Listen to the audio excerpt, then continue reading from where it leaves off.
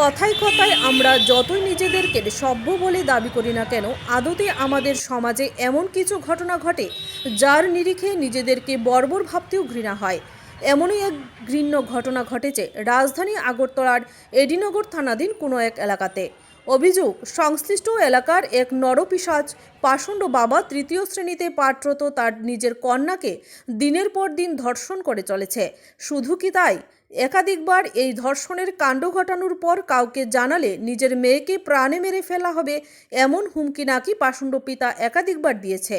এমনটাই অভিযোগ করে নিজ বাবা দ্বারা ধর্ষিতা 9 বছরের ফুটফুটে মেয়েটি।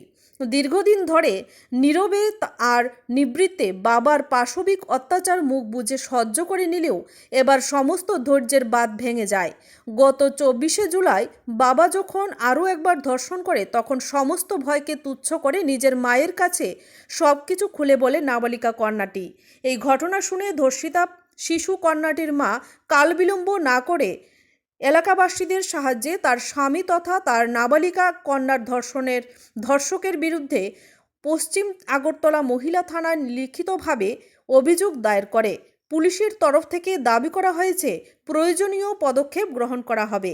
এদিকে সর্বশেষ খবর অনুযায়ী পাষণ্ড ধর্ষক পিতা বর্তমানে গা ঢাকা দিয়েছে।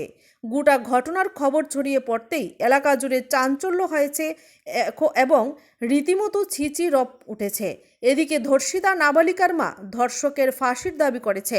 সমাজের শুভবুদ্ধি মহল থেকে দাবি উঠছে এই ঘৃণ্য এবং বর্বর কাজের পরিপ্রেক্ষিতে দৃষ্টান্তমূলক শাস্তি প্রদান করা হোক। কি হয়েছে দিদি ঘটনাটা? আমি বাড়িতে নাই, আমি কামে গেছিলাম। বাড়িতে এসে বলতে আমার ছেলেকে কাছে মা বাবা আছে না বুঝলে বুঝলে কিতাবানি করতেছে। আমি মেয়েরে দিয়েছি বুঝলে তোমার কিতা হচ্ছে তো না বাবা আছে না আমাকে অত্যাচার করছে। আর আমি কদিন ধরে এমন তাই কদিন পরে করে দিলে এমন করছে। তাই এতদিন ধরে করছে না, তাই বাবা থাকতে দিলে বলে। বয়স কত আপনার মেয়ের? 9 বছর। এখন কি থানাতে আপনারা এটা মামলা করছেন? কি কইছে পুলিশ? পুলিশে তো কইছে মানে একটু ভিডিও বানাই। এখন আপনার স্বামী বাড়িতে নেই, পলাতক না? এটা কোন থানাতে আইছেন? এটা মহিলা থানাতে আইছেন। কি চান এখন এই ঘটনাটা?